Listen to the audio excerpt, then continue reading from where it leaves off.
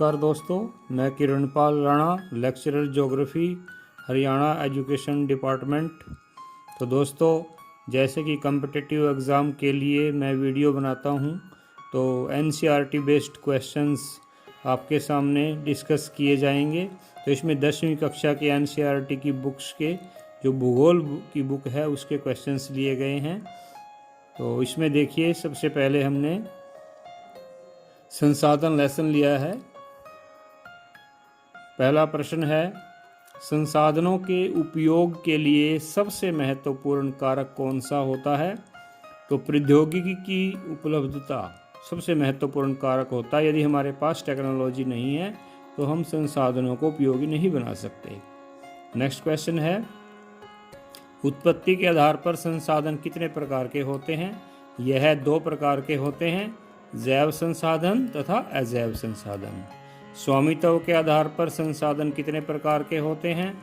स्वामित्व के आधार पर भी संसाधन 2 प्रकार के होते हैं, राष्ट्रीय संसाधन और अंतर्राष्ट्रीय संसाधन। नेक्स्ट, नवीकरणीय संसाधनों का अन्य नाम क्या हो सकता है? नवीकरणीय संसाधनों को प्रवाहीय संसाधन भी कहते हैं। एक देश की समुद्री जल संसाधन सीमा क्या होती है?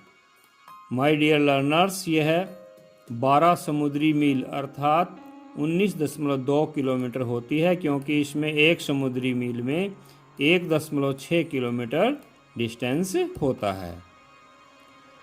नेक्स्ट है, एक्सक्लूसिव इकोनॉमिक जोन या अपवर्तक आर्थिक क्षेत्र क्या होता है? एक देश की तटीय सीमा से 200 किलोमीटर आगे समुद्र में पाए जाने वाले जो संसाधन होते हैं उस पर किसी देश विशेष का अधिकार नहीं होता, बल्कि वह अंतर्राष्ट्रीय संपत्ति होती है और अंतर्राष्ट्रीय अनुमति के बिना हम इन संसाधनों को नहीं निकाल सकते। नेक्स्ट क्वेश्चन है, भंडार संसाधन किन्हें कहते हैं? तो ऐसे संसाधन कोष जो उपयुक्त प्रौद्योगिकी की अनुपलब्धता के कारण प्रयोग में नहीं लाए जा सकते। अब तक प्रौद्योगिकी उपलब्ध नहीं होती तो यह भंडार के रूप में पड़े रहते हैं। तो इसलिए जब तक ये प्रौद्योगिकी उपलब्ध नहीं होगी, इनके भंडार के रूप में ये पड़े रहेंगे। नेक्स्ट क्वेश्चन है, रिजर्व्स या संचित कोष क्या होते हैं? ऐसे संसाधन कोष जिनके प्रयोग के लिए प्रौद्योगिकी तो उपलब्ध है, परंतु इनको भविष्य की आवश्यकताओं को ध्यान में रखते हुए हम प्रयोग में नहीं लाते और भविष्य के लिए बचाकर रखते हैं। नेक्स्ट क्वेश्चन है, प्रथम पृथ्वी सम्मेलन कब व कहाँ हुआ था? तो ये जून 1992 में ब्राज़ील, जो कि दक्षिण अमेरिका महाद्वीप में देश है, तो उसके शहर रियो डी जेनेरो में यह सम्मेलन हुआ था। आगे एजेंडा 21 क्या है?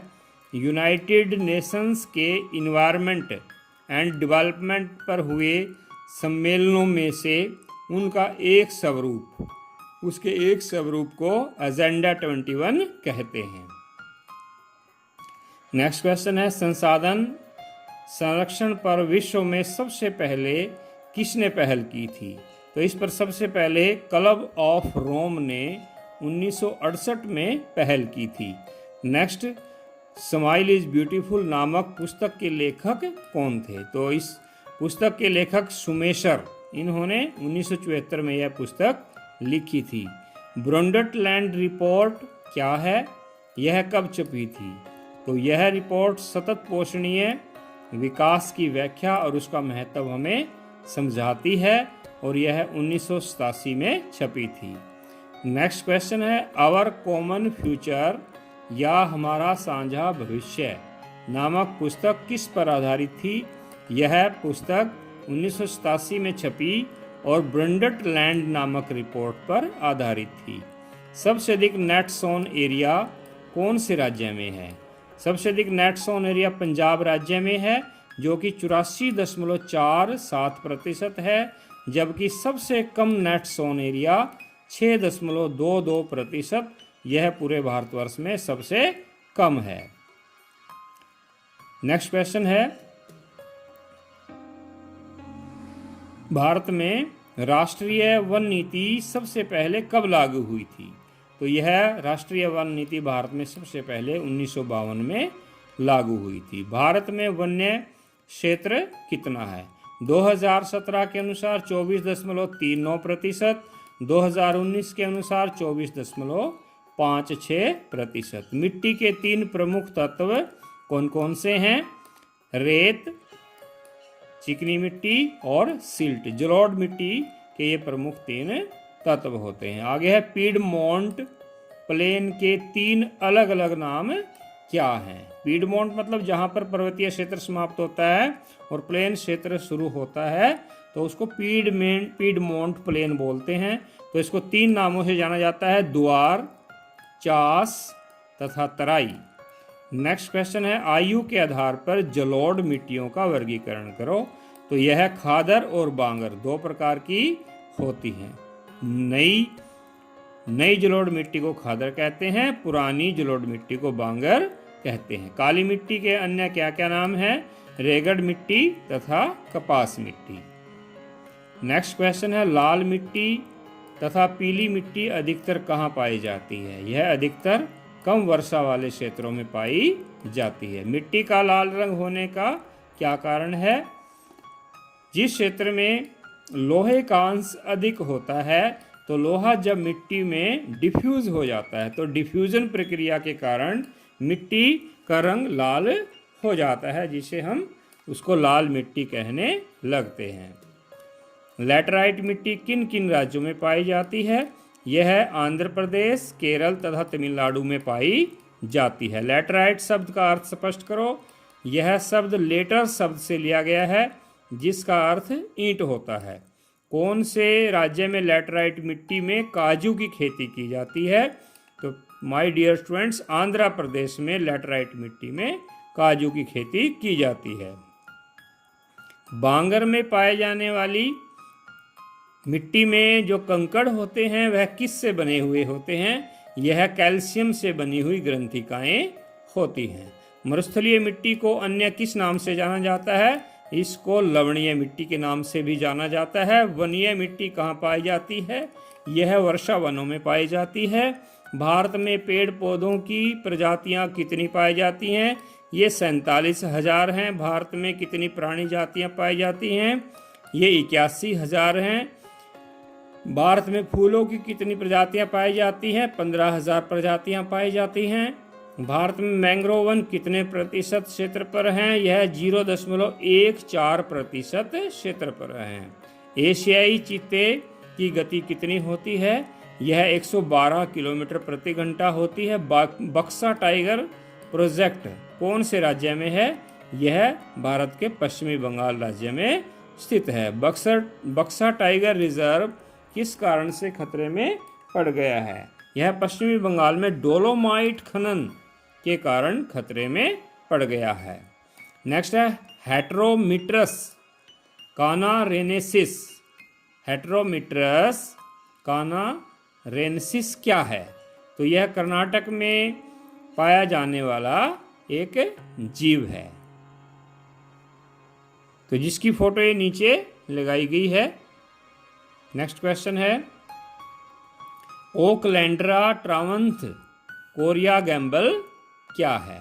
तो ये एक ऐसा पौधा है तो जो पश्चिमी घाट में पाया जाता था। इससे चटाई और टोकरियां बनाई जाती थी।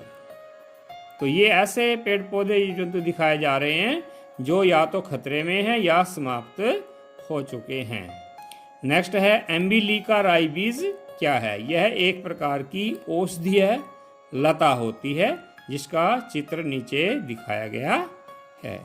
तो नेक्स्ट है, हिमालयन यव क्या है? तो हिमालय क्षेत्र के अंदर पाए जाने वाला यह एक प्रकार का औषधीय पौधा होता है जो कि कैंसर रोधी होता है। यह पूरे विश्व के अंदर सबसे अधिक प्रभावशाली और सबसे अधिक बिकने वाली कैंसर रोधी दवा इस पौधे से तैयार होती है। तो इसलिए यह पौधा खतरे में पड़ गया है। इसका ओवर एक्सप्लॉयटेशन होने लगा है। इंडियन वाइल्ड लाइफ एक्ट कब पास हुआ? 1972 में पास हुआ। प्रोजेक्ट टाइगर परियोजना कब स्थापित की गई। ये साथ में जो है टाइगर की फोटो भी लगाई गई है। पश्चिमी बंगाल में जैसे जो है टाइगर्स की संख्या काफ़ी है, वहाँ पर टाइगर्स के लिए रिजर्व बनाया गया है। तो 1973 में ये लागू हुआ था। भारत में कितने टाइगर रिजर्व्स हैं? भारत में इस समय 50 टाइगर रिजर्व्स हैं। ये हमारे पास नवीनतम आंकड़े हैं। उत्तराखंड में सबसे पहले 1936 में जिम कॉर्बेट नेशनल पार्क के नाम से स्थापित किया गया था। सबसे पहले भारत में सबसे पहला टाइगर रिजर्व। तो भारत में संसार के 80% टाइगर रिजर्व्स हैं। दिखाओ। तथा 2019 के अनुसार यदि हम आंकड़ों की बात करते हैं तो भारत में 2967 टाइगर इस समय भारत में हैं। नेक्स्ट क्वेश्चन है, भारत में टाइगर रिजर्व्स कहाँ कहाँ हैं? तो सबसे पहले अभी हमने कहा था कि जैसे कि सबसे पहले भारत में टाइगर रिजर्व्स उत्तराखंड में स्थापित किया गया था जिम कॉर्बेट नेशनल पार्क के नाम से। नेक्स्ट है सुंदरवन, पश्चिमी बंगाल में सुंदरवन। बांधवगढ़ मध्य प्रदेश को वैसे भी जो है टाइगर या बाघ राज्य के नाम से जाना जाता है। आगे सरिस्का टाइगर रिजर्व, ये राजस्थान में है। नेक्स्ट है मानस बाघ परियोजना, ये आसाम में स्थापित की गई थी। पेरियार बाघ परियोजना केरल में। भैरव देव डाकव सेंचुरी क्या है? ये क्वेश्चन है हमारा। तो राजस्थान का जो अलवर डिस्ट्रिक्ट है तो वहाँ पर 5 गांवों ने मिलकर अपनी 1200 हेक्टेयर साझी भूमि को टाइगर्स रिजर्व्स के लिए, टाइगर्स की रक्षा के लिए दान में दे दी थी, ताकि यहाँ पर टाइगर रिजर्व्स की स्थापना की जा सके। तो इसमें मानचित्र के अंदर ये देखिए, जैसे कि राजस्थान में टाइगर रिजर्व है, उसके बाद गुजरात में, आसाम में,